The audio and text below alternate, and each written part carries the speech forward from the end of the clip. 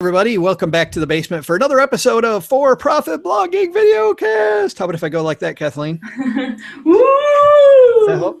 That's our very expensive. You've no idea what this cost. Yeah, because we have to print it every time. That's right. Actually, you can tell we haven't printed that one in a while. I think we complained about that last time, that I need to print one. Hey, everybody, I'm Joe Saul-Sehy from For Profit Blogging Stacking Benjamins. With me, as always, is my talented partner, Kathleen Selmans. Hey, everyone. We today are going to talk about conferences because I'm about to go to one of two conferences I go to every year. Well, starting last year because it was the first year they had this particular conference. It's the Podcast Movement Conference. But Kathleen, you go to a couple conferences a year too. I do, yeah. Yes, correct. Which ones do you go to? I go to FinCon and I try to go to one other I haven't been to before. Yeah, cool. Let's talk about what we do because for us, we've got a list of points here of things to remember when you go to conferences that we're kind of reminding ourselves about this week. And I'm trying to psych myself up for this conference. The first thing is to know yourself because especially for me, I come across, many people tell me, as a real extrovert, and yet I'm not. I'm very much an introvert, and it takes...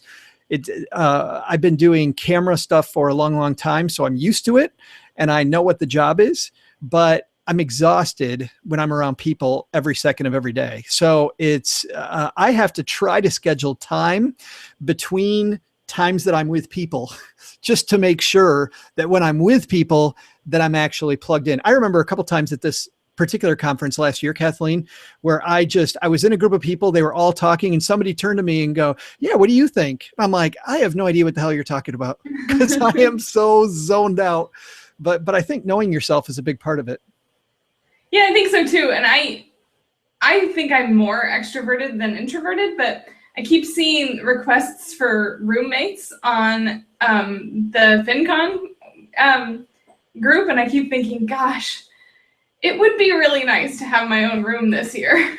I spring every year for my own room because it's my only sanctuary. And I know that's not the frugal thing to do, but when you're trying so hard to be extroverted all the time, I need that room. And last year at FinCon, I mean, I might have had 1 hour in my room besides the time that I was passed out, usually half drunk in my bed, which isn't great sleep, by the way. So I need to have my own room. I think you're going to do the same this year, right? Yeah. Own room, own space. Absolutely. Number 2 on our list is to come with an agenda. What are you talking about there? Oh, I don't mean like, get as many business cards as you possibly can, but remember why you wanted to go and make sure that you make it worth your while, because if you don't, then you're not going to have a good time. So what do you want out of the conference? Make sure that you are actively going after what you want. Is it more contacts with advertisers? Are you looking to connect with your friends? Are you looking to make more friends? What do you want out of the conference? If you don't think about it and you don't actively look for that, you're not going to have as much of a good time at the conference. That's a good point because I've been to so many conferences where a friend of mine and I will both go to the same conference and he won't like it.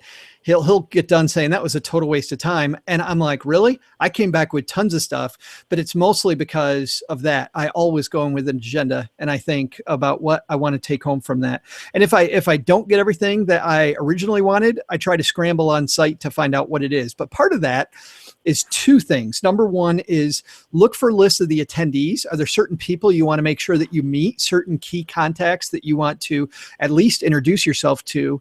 Now, the hard thing is introducing yourself at a conference is difficult because, especially for somebody like me, it's hard for me to go in and just interrupt somebody and say, hi, I'm Joe. I know you're in the middle of talking to somebody else about something else. And it's always kind of awkward, So I try to make the introduction there and then email them after the conference to really start building the bridge.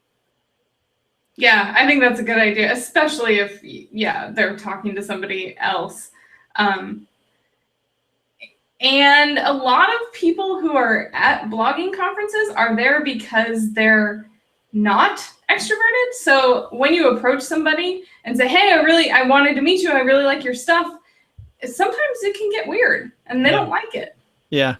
It's funny. I was watching. I'm attached to the show, The Good Wife, and this woman went on. One of the main characters went on a hunting trip with her husband, and there was a big time businessman there who their firm really wanted as a client, and they're doing this other activity. And she walked up and she goes, "Hey, I was talking to your wife, and she said you guys are looking for a new firm." And the guy's like, "Excuse me." So also just remember, if somebody's in the middle of a really light conversation, to keep it light. I've seen that awkwardness happen before too, where good stuff's going on, and all of a sudden it turns really awkward. Also, and probably even bigger, because you might know who's there, but people that are there to sell their stuff are vendors. And when it comes to vendors, especially for us bloggers, I mean, there are some that might want spokespeople. There's some that might want sponsored posts. There's some that might want advertising on your site. I mean, figuring out which vendors you think you have synergy with and introducing yourself to them at the very least will put you on their radar. And that's important, especially just to make the conference pay for itself. Every year I've gone to the financial blogging conference, FinCon, I've actually had that make money for me. So make the conference make money for you. There's a good agenda. There it is right there. And then we have it. Next is choosing the sessions. Now, this was funny, Kathleen, because this particular conference I'm going to is called Podcast Movement. You got somebody who's got to be let out? Does he got to be let out? No, he doesn't? All right. Might as well. So I looked at the speakers and I thought the list of speakers was really good, but then I looked at the sessions and I'm not that happy with the sessions at Podcast Movement. And the reason is a lot of the vendors are also speakers, which means that in most cases, because I've been to a lot of conferences, in a lot of cases, those sessions are thinly veiled advertisements for their product. Like as an example, there's one guy who's talking about the importance of statistics and following your statistics with your podcast and digging more out of your statistics. I thought, wow, that's really cool. And then I looked to see who he was, and he's a dude with a company that does the statistics. And so then I thought, I don't know that I really want to go to that. So I try to stay away from vendors that are giving presentations. I can get their presentation one-on-one at a booth, right? And they can teach me whatever they want to teach. At the very least, most of these conferences come with a video with Virtual Pass. I can watch their video later. I'm not going to waste my time there going to that. And the second thing, and I don't know how you feel about this, Kathleen, I hate, and hate's not too strong a term, I hate panels. Panel discussions are such a waste of time. I don't think I agree. No?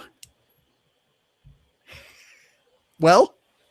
It depends on the panel for sure. But a lot of times you're right. The panels are a group of people getting together to talk about how great they are. Well, or one person makes a point. This is what happens. You got 4 people on the panel. One person says, well, I think the A, B, C, D, E. And then the second person says, I love what they said. And let me restate that a different way, A, B, C, D, E. And then the third person goes, I love what they said, but if I can add an F to that, let me tell you A, B, C, D, E again, and then add an F. I'm like, oh my God, we could have done this in a third of the time if we didn't have the whole panel discussion. Yeah. Yeah, I agree with you. But I go to them sometimes just because it's my friends on the panel and I want to be the one like sending them softball curves. I do like that at panel discussions. If I can get 4 or 5 top bloggers in a room or top experts in a certain area in a room, and I can ask them key questions that I think, I can get 5 opinions all at one time. And the Q&A at panels is generally pretty good.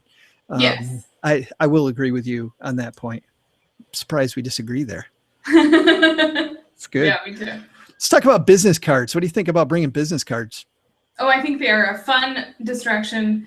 And designing your own business cards feels like work, but I don't think it's worth it. Not that you shouldn't spend $40 or whatever, but I don't think when you have a business card, you're giving away your power. So instead, get business cards, connect with people, remind them who you are, send emails, make the connection instead of coming back with an empty box of business cards. Yeah, give out all your business cards and hope the phone rings. Yeah. I think it's important, especially, and I mean, let's be clear, blogging is a low barrier of entry job. And that means anybody can do it, right? And if anybody can do it, you have to work harder. You have to be more outgoing. You have to do all the little things that somebody else isn't going to do. That just comes with the game. If somebody had to pay, like if you own a McDonald's and you have to pay a ton of money to own one, the barrier to entry is huge. And then you can, once you paid that money, you can relax a little bit. We don't have that. We don't have that ability. You've got to be you've got to be on the outward. I totally agree. How about that? We're 1 for 2 now. My last point for today is this: when you're on your way home, make sure that you write out what your so what's were. Write down the take-home points that you need to implement. So many people go to these conferences and they get this head full of great stuff, and then they implement absolutely none of it. Well, the key isn't to go hear about it. The key is to actually do something. So what I try to do on the plane on the way home is take my to-do or my notes, turn it into a to-do list that's specifically tied to my calendar so that I know not only what I need to do, but when I'm going to actually address it. I need to make sure that as many of those things get in the workload as possible. That hugely, I can't tell you how many great conferences I've been to, Kathleen, where I got so many great to-dos, and then I find the notes like 8 months later and I've done nothing. Unless like your goal was to make notes. Yeah. Or go to Tucson and hang out at the pool. Yeah. Use it as a getaway. Anything else you got on that topic? No, I like writing recaps though. If you don't have to publish them, because a lot of times everyone who goes to the conference has that same exact recap. But I like to have that recap that if I were to publish it, fine. If not, then it's, here's the session I went to and here's what I'm going to do. Because you're right. It doesn't matter what you learn if you're not implementing anything. Yeah, you know what? That's actually another point that I didn't even think about, which is use the conference to create material. If you've got experts there and whatever you want to write about, or people that potentially could be articles or podcasts or whatever you want to do, man, create stuff there. I know that this podcasting conference, podcast movement last year, there was hardly anybody podcasting. I can't tell you how many people I've talked to already that are doing podcasting at this conference this year. Like all of a sudden everybody got it at once, right? Podcasting conference. Podcasting. If you go to a blogging conference, if there's anybody, even if it's not a speaker, if there's somebody that's coming that would be an interesting interview for your site or an interesting connection for, a quote for your site, use that too. That's huge. Yep. That's fantastic. All right. That's going to do it for this week, I think. Everybody, a lot more on the For Profit Blogging website. Meet us there. And we have awesome newsletter over there. So sign up for our newsletter, forprofitblogging.com. Thanks. Thanks, everyone.